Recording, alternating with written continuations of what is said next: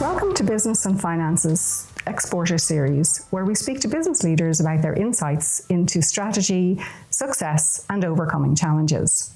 My name is Cohalan. I lead FinTech, Financial and Business Services in Enterprise Ireland, the government's enterprise development agency. We invest in and support the development of Irish-owned businesses to become global leaders in their field. Fenergo was the most recent recipient of the Elevation Award. The Business and Finance Elevation Award is in partnership with Enterprise Ireland. The award recognises fast-growing Irish companies with significant potential to scale globally. I'm here today with Stella Clarke, Chief Strategy and Marketing Officer at Fenergo. For those who might not know all about Fenergo, can you give us some context? Absolutely, Karen, and thank you for having me. So Fenergo is an Irish technology company with a global international presence.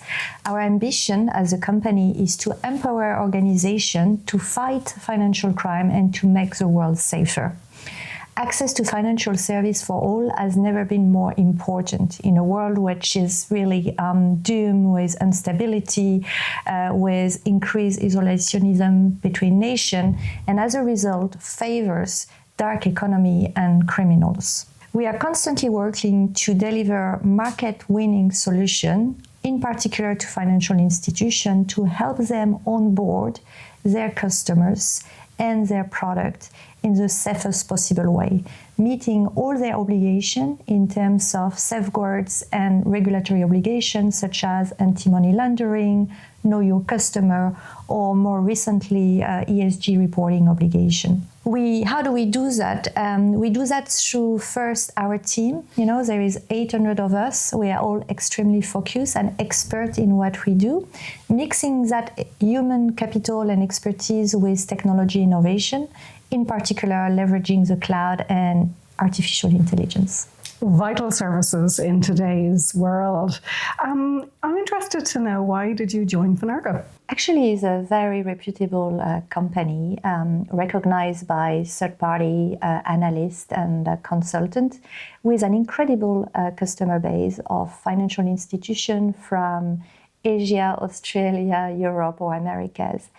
So for me, I was really attracted by the story of the company, by its growth trajectory, and by the culture of inclusivity, of excellence that the company has. So really, it was really a pretty easy choice. On top of that, I really believe that Fenergo is at a critical point in its growth story. And for me, it was a great opportunity to be a part of it. Congratulations on winning the award. Fantastic success. Why did Fenergo first enter the award? What was the process? Just interested in what were maybe some of the key business strategies that you think culminated in Fenergo winning the award? So it was the first year we actually entered the Elevation Award, and really we were driven by the ability to be part of the incredible Irish success stories that this award has basically rewarded over the years. So from my perspective, if I look at why we win, it's a mix of things. First of all, I think since we acquired our unicorn status in 2021, we have continued to really expand as a company. So there is first a growth story. More than 22% growth in revenue, 42% growth in annual contract value bookings, which is a very important indicator for a software company, expanding geographically.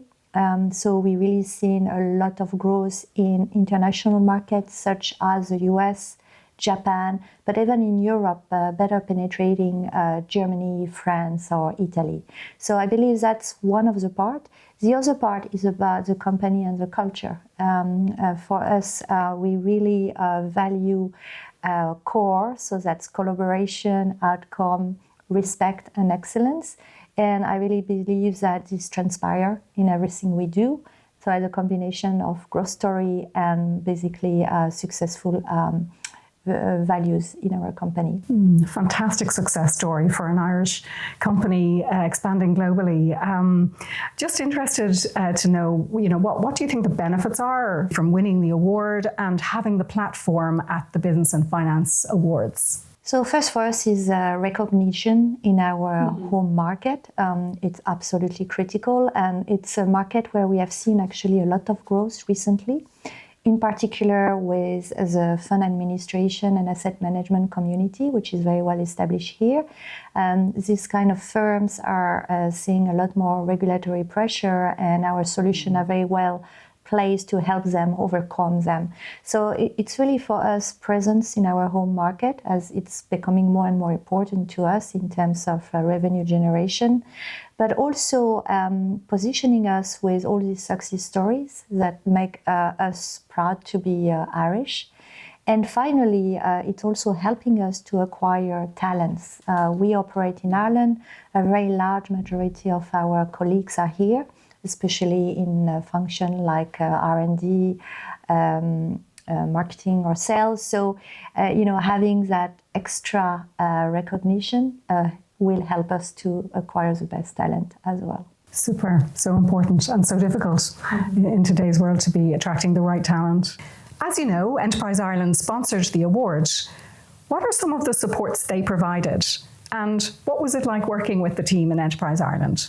So Enterprise Ireland has always been very close to Fenergo from the very onset of our story. So from this initial seed funding that really helped us to start growing abroad and internationally, to more recently being the true partner to help us penetrate new markets, where basically we leverage Enterprise Ireland to help us get our brand in this international market, help us to make the contact and acquire basically new business. So from our perspective, whether in Japan, in Mexico, or here at home in Ireland, Enterprise Ireland has been a fantastic partner. So what's next for Fenergo? What does 2024, 2025 hold? Look, it's very exciting times here at Fenergo. First of all, our products keep maturing and growing. There's so much more that we can do now with technologies such as generative AI that we are experimenting with. So, a lot to come on the product. And two, if you look at where the world is going, basically fighting financial crime is becoming a wider and wider subject. So if you look at the latest regulations, there is more and more companies which will have to up their game and meet this obligation. The latest EU AML package, for example, make recommendation around high net worth individual, make recommendation around even like luxury goods type of companies, so and crypto as well. So you see that expanding basically our market in terms of who we can go and help.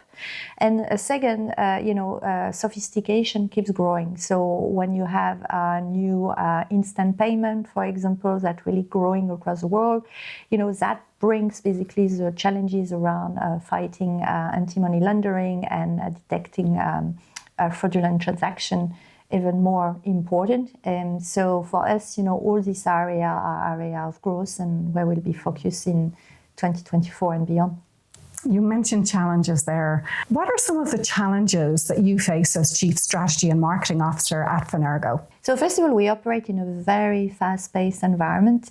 So, you have to keep up with everything, whether it's latest trend, regulation, as I mentioned, but also competition. So, there's a lot of different moving balls. So we operate as well in multiple geographies, like over 20 or 25 today. So that means we have to keep up in terms of how we position and market ourselves.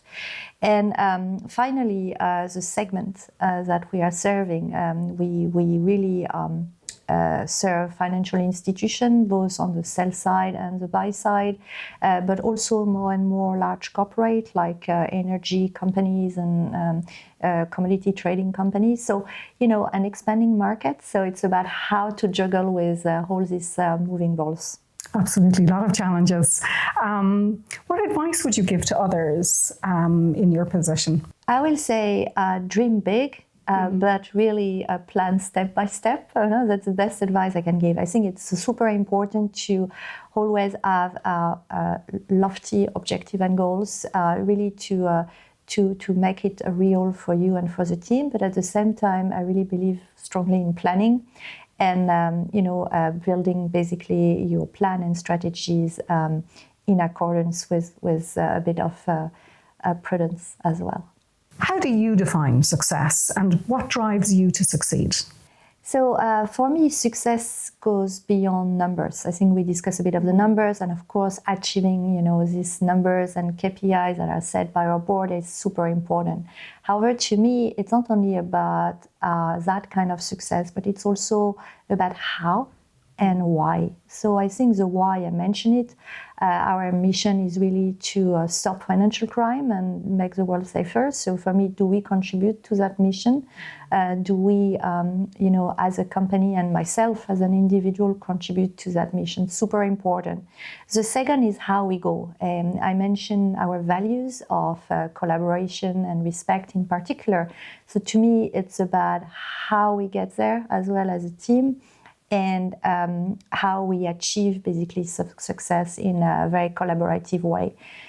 So to me, it's not the story of one individual, it's really the story of a team. And what would you say is your mantra for life? Mantra for life. I'm a big fan of the principle of charity. I'm sure you're familiar with that concept. I spent most of my career abroad, working and living in different country, different culture. So I really think that in everything I do, every interaction, I always bring the principle of charity with me, which means that I always expect the best from the people I interact with, and I hope they expect as well the best from me in terms of my intent and intention.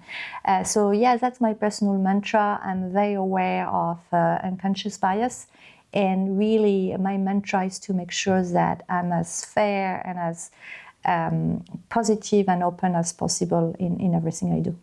And a subject very close to my own heart is work-life balance and well-being. And so I'm really curious about, how do you balance work-life? So I think, Karen, we had that discussion before. So as I share, I'm not very good at it because obviously I do care a lot about my job and my work. So it's really part and parcel of my life. However, like many of us, I have to juggle multiple things. So a family, 3 children, aging parents. So I think it's very important for me to try to reconcile everything, rather than try to put compartments, into my life, because otherwise, I can't do it. So what I'm doing is try to bring everything together, find the most balance I can, and find a little bit of time for myself when I can, which for me, it's really about outdoors. It's really what rests my mind and give me a bit of peace. And I will make sure that, every week I'll spend at least an hour, outdoor, and generally horseback riding. Sounds lovely. Do you have a favorite place that you do that? I'd love to, I've been to Devil's Glen a couple of times. It's a lovely, just to go there and do a bit of hiking. Wonderful, wonderful. Thank you so much for your time today, Stella. It was really enjoyable to speak with you. Thank you for sharing your thoughts and your goals and your mantra for life. Thank you, Karen. Well, that's all we have time for in this episode of Business and Finance Exporter Series. Thank you so much for joining us today, Stella. And thank you all so much for listening. You can find out more about the Business and Finance Exporter Series on businessandfinance.com. Thank you.